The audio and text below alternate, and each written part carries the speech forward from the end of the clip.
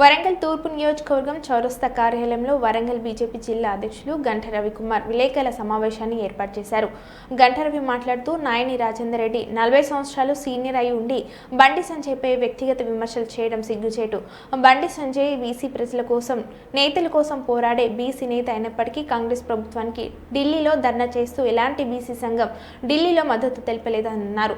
ఢిల్లీలో ధర్నా చేస్తే కాంగ్రెస్ నాయకులు మాత్రమే బాగున్నారా?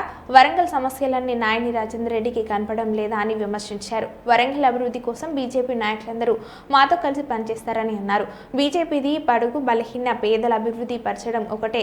2 స్థానాల నుంచి 400 స్థానాలకు బీజేపీ వెళ్ళింది. కాంగ్రెస్ పార్టీ కుటుంబ పాలన కాబట్టి ఎన్ని స్థానాలు పడిపోయిందో గుర్తుకు చేసుకుంది అని అన్నారు.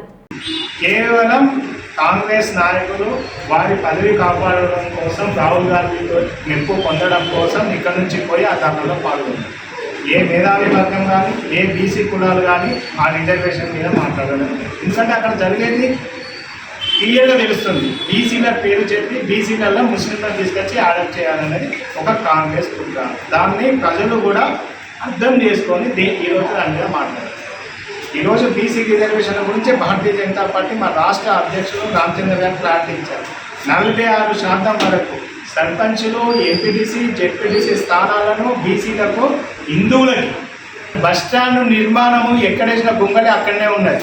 ఓన్లీ సెల్లార్ వరకు తొవ్వేను పక్కకు పెట్టి ఇంత పెద్ద చరిత్ర గల్ల ఈ వరంగల్ నగరాన్ని ఈరోజు టూరిజం హబ్గా ఎదుగుతుంది. వరంగల్ భద్రకాళి టెంపుల్కే కావచ్చు, సమ్మక్క సారలమ్మ జాతరకే కావచ్చు, అదేవిధంగా ఇక్కడ ఉన్న అగ్రికల్చర్ మార్కెట్కే కావచ్చు, ఎడ్యుకేషన్ ఇన్స్టిట్యూషన్స్ ఎన్ఐటికి, గేమ్స్కే కావచ్చు.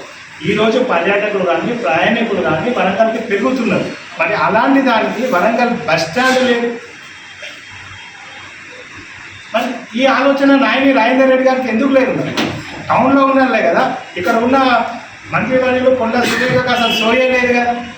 వాళ్ళు అదే ఆలోచన చేయాలి కదా.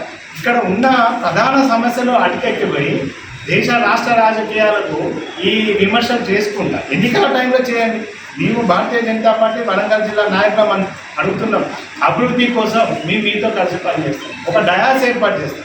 ఈ నగరాన్ని అభివృద్ధి చేయాలి అంటే ఒక విజన్ ఉన్న లీడర్స్ కావాలి. మేధావులతో చర్చ జరగాలి. ఈ మేధావులతో చర్చ జరిగిన తర్వాత ఈ అభివృద్ధి కోసం మనం పనిచేద్దాం. అంతే తప్ప విధంగా మన జిల్లాలో నాయని రాజేందర్ రెడ్డి గారు మాట్లాడిన భారతీయ జనతా పార్టీపై వారు మాట్లాడిన విధానము, మరియు మా నేషనల్ జనరల్ సెక్రటరీ, కేంద్ర హోంశాఖ సహాయ మంత్రి బండి సంజయ్ గారి పైన వారి గురించి వారికి కొన్ని విషయాలు తెలియపరచడం కోసం కాంగ్రెస్ నాయకులకి అసలు ఏమాత్రం అవగాహన లేకుండా మాట్లాడుతున్నారు. మనందరికీ కొంచెం విషయ పరిజ్ఞానం తెలియజేయాలని ఈరోజు ఈ మీడియా సమావేశాన్ని ఏర్పాటు చేయడం జరిగింది. గత కొన్ని రోజులుగా కాంగ్రెస్ ప్రభుత్వం రాహుల్ గాంధీ గారి నుంచి స్థానిక ఎమ్మెల్యే వరకు కూడా ఓటు చోరీ, ఏదైతే భారతీయ జనతా పార్టీ ప్రభుత్వం ఓటు చోరీ చేసి అధికారంలోకి రావడం జరిగింది. తెలంగాణ రాష్ట్రంలో 8 ఎమ్మెల్యేలు, 8 ఎంపీలు కూడా వాళ్ళు ఓటు చోరీ ద్వారా గెలిచారని తీసుకొచ్చారో ఆ చోరీ దొంగ ఓట్లు కానీ, తీసేసేబడిన ఓట్లను కానీ ఈ రోజు వరకు వారు భారతీయ జనతా పార్టీ వారికి వేశారా? ప్లస్ వాళ్ళ మీద క్లారిటీ ఇవ్వడం అనేది ఈ రోజు వరకు కూడా కాంగ్రెస్ పార్టీ నిరూపించడంలో ఫెయిల్యూర్. సుప్రీంకోర్టు ఒకటి చెప్పింది, రాజ్యాంగబద్ధమైన సంస్థలను ఏదైనా మీరు ఒకటి కామెంట్ చేయాలనుకున్నప్పుడు మీరు అండర్టేకింగ్ ఇచ్చి మీరు బాధ్యత తీసుకున్న తర్వాత రాజ్యాంగబద్ధమైన సంస్థలను ఎలక్షన్ కమిషన్ మీద మీరు అవార్డాలు చేయాలని లేని పక్షంలో 7 రోజులలో మీరు అండర్టేకింగ్ ఉందో అదేవిధంగా అఫిడవిట్ని దాఖలు చేయాలి. మీరు ఏదైతే మీరు తప్పు అని చెప్తున్నారో అవన్నీ ప్రూవ్ చేయాలని చెప్పారు. ఈ రోజు వరకు కూడా కాంగ్రెస్ పార్టీ, రాహుల్ గాంధీ గారు దానికి సుప్రీంకోర్టుకు సమాధానం చెప్పారు. ఓటు చోరీ అని చెప్పేసి ఇప్పుడున్న బీహార్ ఎన్నికలను ముందు చూపెట్టి బీహార్లో ఏదో యాత్రలు చేస్తున్నారు రాహుల్ గాంధీ గారు, కాంగ్రెస్ ప్రభుత్వం.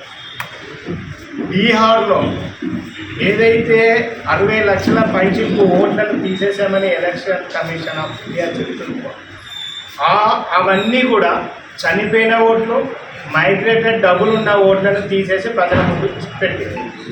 కాంగ్రెస్ పార్టీ ఎలక్షన్ కమిషన్ మీద అవాండం వేసిన తర్వాత సుప్రీంకోర్టు ఏం చెప్పిందంటే వాటిని ఎలక్షన్ కమిషన్ని పబ్లిక్ డొమైన్లో వెబ్సైట్లో పెట్టండి, దాన్ని ప్రజల నుంచి వచ్చిన తర్వాత దానిలో ఏమైనా తప్పులు అవకతవకలు జరిగినాయని చూద్దామని చెప్పడం జరిగింది.